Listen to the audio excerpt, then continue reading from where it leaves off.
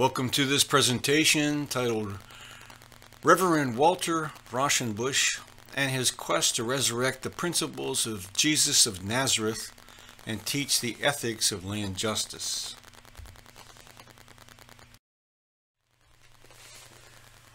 Walter Rauschenbusch is someone whose contributions to the single tax and social gospel movements are well documented, but sadly largely forgotten by people who today consider themselves to be devoted Christians. This is the story of one person of deep faith and his quest to resurrect the principles embraced by Jesus of Nazareth. He was born on the 4th of October 1861 in Rochester, New York. His parents had emigrated to the United States from Germany following the 1848 uprising. After completing his high school education in the United States, he continued his education in Germany, graduating with honors from the Classical Gymnasium in Gütersloh, Germany. He then returned home to pursue a Bachelor of Arts degree at the University of Rochester, pictured here, graduating in 1884. He next enrolled in the Rochester Theological Seminary of the American Baptist Churches, earning a Bachelor of Divinity degree in 1886. Rauschenbusch then began his ministry with the Second German Baptist Church in one of the poorest sections of New York City, known as Hell's Kitchen. As one of his earliest biographers, Anna M. Singer, wrote in 1919, he was impelled to accept that position by his willingness for sacrificial service and his love for the poor. The living conditions he observed every day in Hell's Kitchen brought him to social activism. He believed that an essential duty of a Christian was to join the struggle against injustices and fight for necessary systemic reforms. That same year, the political economist and economic reformer Henry George accepted the nomination by the United Labor Party to run for mayor of New York City. Reverend Rauschenbusch actively campaigned for Henry George. The very next year, he wrote a paper summarizing Henry George's principles for achieving the just society, published in December 1887 by the East Side Literary Society in Rochester. At the Baptist Congress held in Toronto, Ontario in 1889, Rauschenbusch called upon his fellow Baptists to embrace George's campaign for land nationalization and the public capture of the rent of land. He stated, Henry George, is often called a socialist, but it is incorrect to call him so. He is not a socialist, but the strongest advocate of laissez-faire in the highest sense of the term. Therefore, he insists that artificial monopolies such as the tariff should be swept away, and that freedom should be given to the natural forces of society, and that natural monopolies should be owned and managed by the community. In an effort to reach working people, in November of 1889 he began publishing a newspaper he called For the Right. The paper was continuously published and distributed for the next 2.5 years. In 1892, Rauschenbusch became a founding member of the Brotherhood of the Kingdom, the mission of which was to promote adoption reforms consistent with their social gospel. At the time, Rauschenbusch responded to questions about its purpose. As the idea of the kingdom is the key to the teachings and work of Christ, so its abandonment or misconstruction is the key to the false or one-sided conception of Christianity and our halting realization of it. Because the kingdom of God has been dropped as the primary and comprehensive aim of Christianity, and personal salvation has been substituted for it, therefore, men seek to save their own souls and are selfishly indifferent to the evangelization of the world. Because the individualistic conception of personal salvation has pushed out of sight the collective idea of the kingdom of God on earth, Christian men seek for salvation of individuals and are comparatively indifferent to the spread of the Spirit of Christ in the political, industrial, social, scientific, and artistic life of humanity, and have left these as the undisturbed possession of the spirit of the world. From historian C. Howard Hopkins, we are provided the basis for this calling. The year 1892 had witnessed a rising crescendo of social turbulence and political unrest throughout America. In the Midwest, the populist revolt was growing, while industrial warfare had broken out in the violent Homestead strike at the Carnegie steel plants. Into such an atmosphere of storm and stress was born the Brotherhood of the Kingdom, dedicated to the realization of a spiritual ideal in the social order. A long article titled "The Ideals of Social Reformers" appeared in the September 1896 issue of the American Journal of Sociology. As this article focuses on progress made toward the realization of social Christianity, he has nothing to say about the single-tax movement of Henry George. What he sees is a growing humane sentiment with concrete achievement.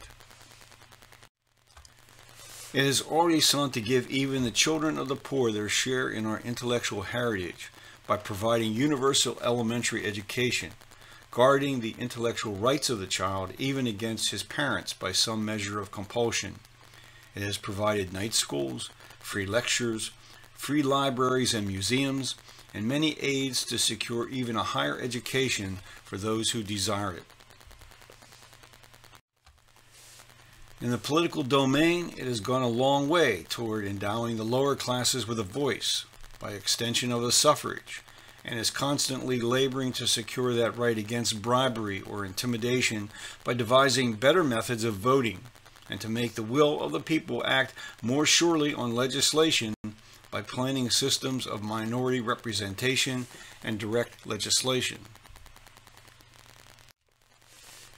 It has abolished many remnants of feudal privileges and made men more equal before the law. It has compelled the state, in the face of traditional political economy, to assume a certain guardianship over women and children to limit their exploitation in industry. It has granted women very nearly all that she has really been serious in asking. In 1897, he returned to Rochester to teach first courses on the New Testament and eventually church history until his death in 1918. Because by the early 1890s he had lost most of his hearing, he was limited to the lecture as his teaching method. Anna Singer describes his presence in the classroom. In the field of church history, he was without a peer. He made that history live and throb with meaning. Successive classes of students recognized their debts to him because he was illuminating, thought-compelling, and inspiring. The next year, 1898, he produced an article titled "Jesus as an Organizer of Men," published in the February issue of the Biblical World. Of the organizational ability demonstrated by Jesus, Rauschenbusch writes, Jesus showed the high character of his organizing work by the attention which he gave to the education of his followers. The patience with which he developed their rudimentary spiritual understanding shows the true leader of men. The great leader knows the power of ideas. He knows that all enduring social structures will have to be reared on their impalatable foundation of the Spirit. His first book, Christianity and the Social Crisis, was published in 1907. Anna Singer tells us, "It is the book which is said to have had more influence in remaking the spirit of the church to meet modern demands than any other book in recent years. Its argument is strongly based on economic, historical, ethical, and religious grounds. Its temper and tone are admirably dispassionate and judicial." Not only did his book seem to put into words what many people were feeling at the time, he was soon in great demand as a speaker, and of his relationship with Henry George He wrote, "I owe my first awakening to the world of social problems to the agitation of Henry George in 1886, and wish here to record my lifelong debt to this single-minded apostle of a great truth." His next book came out in 1910, titled Prayers of the Social Awakening. A third work appeared just 2 years later, titled Christianizing the Social Order. Again, here is Anna Singer on the book's significance. In this book, he describes the social awakening of religious organizations, seeks to show that the Christianizing of the social order was the original sin of Christianity. He analyzes what is and what is not Christian in our social order, discusses the direction of progress and the method of advance. Christopher H. Evans, professor of history of Christianity and Methodist studies at Boston University, observed in a 2012 article comparing the contributions of Rauschenbusch with those of Reinhold Niebuhr that when this book was published, quote, "the social gospel was reaching its peak of national influence." Professor Evans adds, "Christianizing the social order reflects the idealism of many progressive era reformers who believed they were witnessing a unique historical moment when the rise of social righteousness would create the conditions in which a new economic order might be possible." Now a textbook came from his pen in 1916, titled The Social Principles of Jesus. He described as a minimum curriculum for the voluntary study of the Bible, foreign missions, and North American problems. Rauschenbusch was a realist.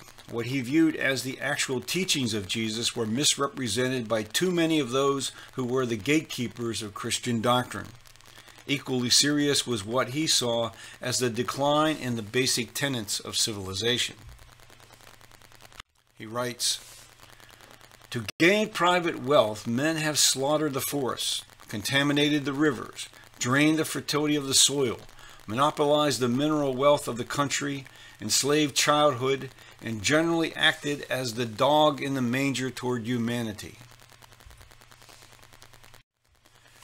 We have seen finally that Jesus had a deep sense of the sin and evil in the world.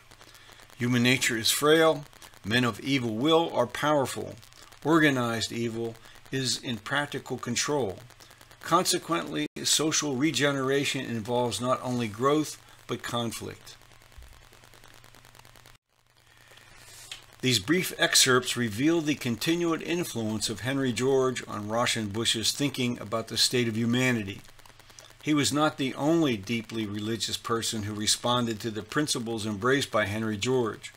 George's relationship with Catholic priest Father Edward McGlynn is well documented.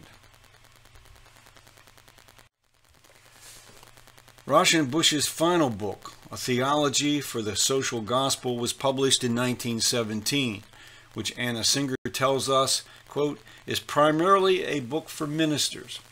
Still, the book served a deeper purpose." The main proposition of this book is an attempt to furnish a systematic theology large enough and vital enough to match and back the social gospel.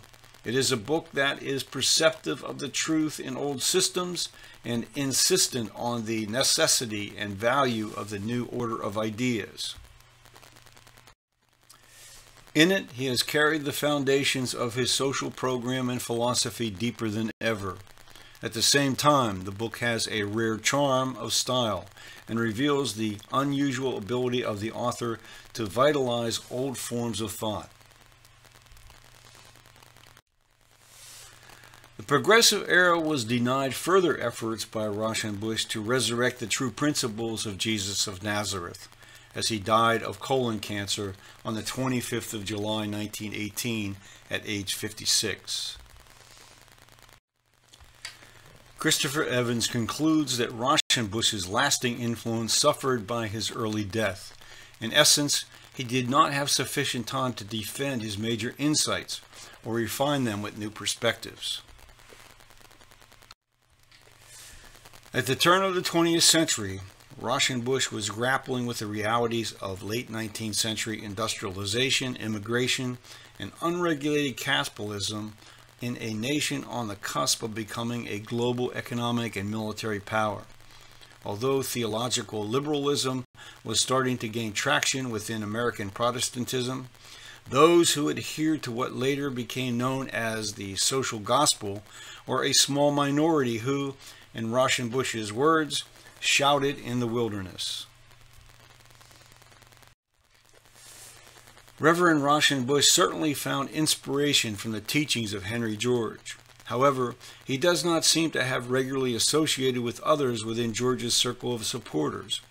His writing does not include any condemnation of the private ownership of land as inconsistent with the teachings of Jesus of Nazareth. He is not listed as an attendee at any of the single tax conferences or meetings held up until the time of his death. Lastly, I find no mention of his death in either the Single Tax Review or the Public.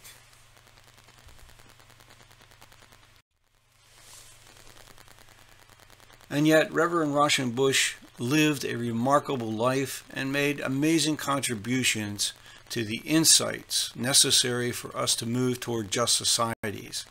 To the extent that his ideas were influenced by Henry George, he was that much more enriched as a thinker and someone who contributed to the advance of civilization.